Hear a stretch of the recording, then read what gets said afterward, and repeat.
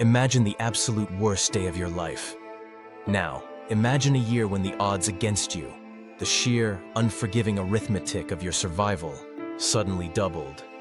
50 years. 5 decades of forced remembrance. But the 50th Hunger Games, the Second Quarter Quell, wasn't just another anniversary. It was a statement. A sick, beautiful declaration of absolute power.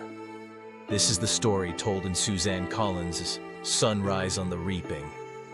It is the origin story of the man we know as Haymitch Abernathy. Not the bitter drunk, but the brilliant, desperate 16-year-old who dared to expose the Capitol's greatest flaw. Welcome back to the Summary Shelf. We're diving deep into the psychology of Panem. This book isn't just about how Haymitch won the games. It's about how President Snow won the decade. Collins delivers a narrative that is less about the swift action of Katniss and more about the slow, agonizing, cerebral chess match against an omnipotent, unseen opponent. What makes this book special? In The Ballad of Songbirds and Snakes, we saw the origin of Snow's cruelty. Here, we see the cruelty perfected. The Capitol is at its absolute peak, technologically dazzling, morally bankrupt, and supremely confident. This book connects the dots between the early clunky games and the sleek, terrifying spectacles we saw later. It gives us the missing piece, the psychological price tag of survival under a totalitarian regime. It's a tragedy, not a triumph. Theme 1. The weaponization of beauty. The Capitol's greatest trick isn't violence, it's distraction. The greatest threat to the districts wasn't the spears or the careers. It was the propaganda of paradise. The 50th arena was a spectacle unlike any other. It was designed to look like a mythical Eden. Sun-dappled forests, crystal rivers, exotic flowers, and lush green meadows. Think about that choice. Why didn't Snow choose a volcanic wasteland? Because he wanted the Capitol audience, and the viewers in the districts, to be seduced by the spectacle. He wanted to mask the atrocity of 48 children murdering each other with aesthetics. The core lesson of Capitol propaganda: aesthetics mask atrocity. If the death is beautiful, the audience feels less guilt. It allows Capitol citizens to enjoy the spectacle without confronting the grim reality of state-sanctioned murder. The inversion of trust. Everything that looked helpful, the bright fruit, the inviting water, the tranquil birds, was deadly. Haymitch's survival hinged on the fact that he was the only one who realized that in the Capitol's world, beauty is the most effective lie. The implicit submission. This arena taught the districts, we control nature. We control resources. We can turn paradise into your personal coffin. This reinforces the idea of implicit submission, a theme Collins masterfully develops. You don't just fear the guards, you fear the air you breathe and the water you drink. This is the shaping of Panem. It created a world where people learned to doubt their senses and distrust anything that came from the Capitol, even if it looked like a life raft. Theme 2. The arithmetic of terror. What's worse than one reaping? A reaping that guarantees hopelessness. Power isn't just about the ability to command, it's about the ability to overwhelm.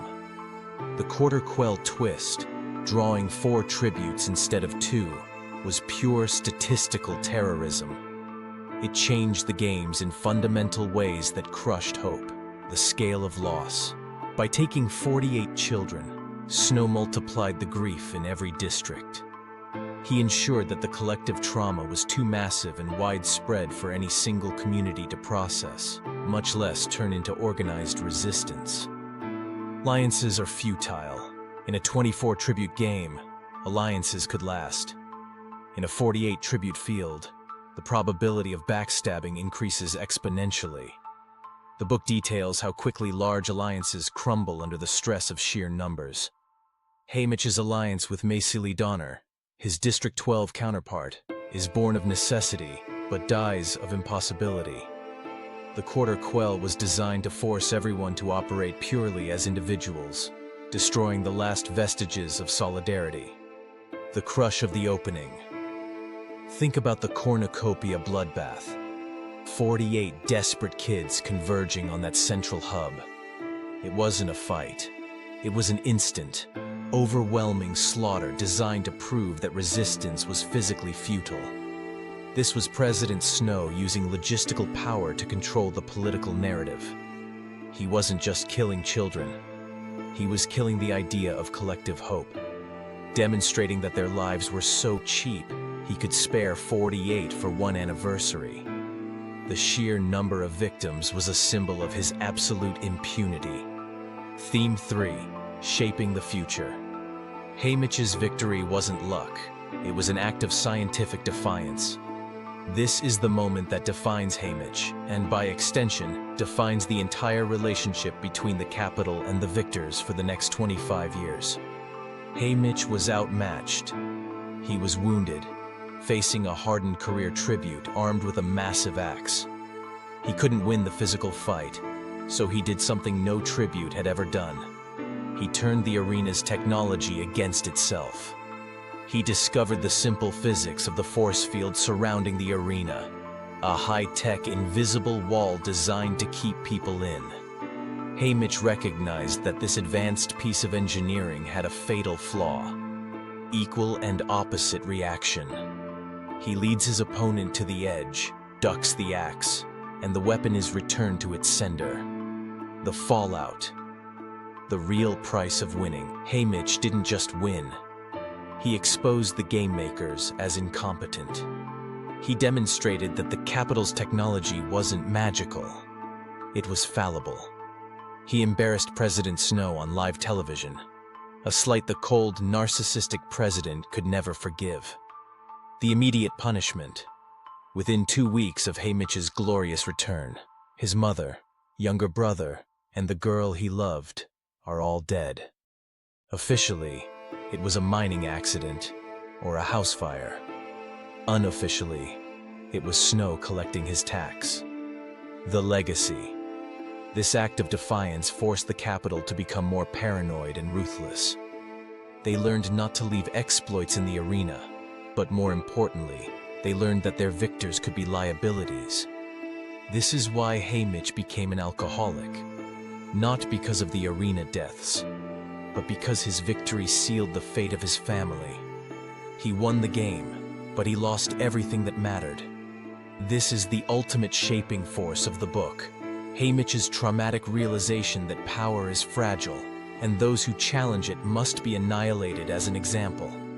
His trauma and subsequent alcoholism become his armor, protecting him from further loss, until Katniss steps into his world. Sunrise on the Reaping is essential because it reveals the origins of the greatest strategic alliance in the trilogy, the damaged relationship between Haymitch and Snow. Haymitch spent the next 2 decades in District 12, a broken man who served as a constant, subtle threat to Snow. The president kept him alive as a trophy and a symbol of what happens when you try to outsmart the system. But in doing so, he inadvertently allowed the only person who could truly mentor the Mockingjay to survive. The seeds of the rebellion were sown when Haymitch ducked that axe. The 50th Games proved that the Capitol's power was not absolute, only absolute in its vindictiveness. So, what's your final take on this haunting story? Could you have spotted the flaw in the force field, or would the propaganda of the beautiful arena have paralyzed you? How do you think Haymitch's specific trauma informed the advice he later gave Katniss? I want to read all your thoughts down in the comments below. If you loved this deep dive and this kind of rich analysis, you are home here at the Summary Shelf. We don't just read books, we distill them into life lessons and strategic insights. Make sure you like this video, subscribe to the channel, and hit that notification bell so you don't miss our next breakdown.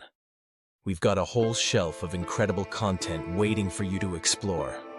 Until next time, keep reading, keep thinking, and may the odds be ever in your favor.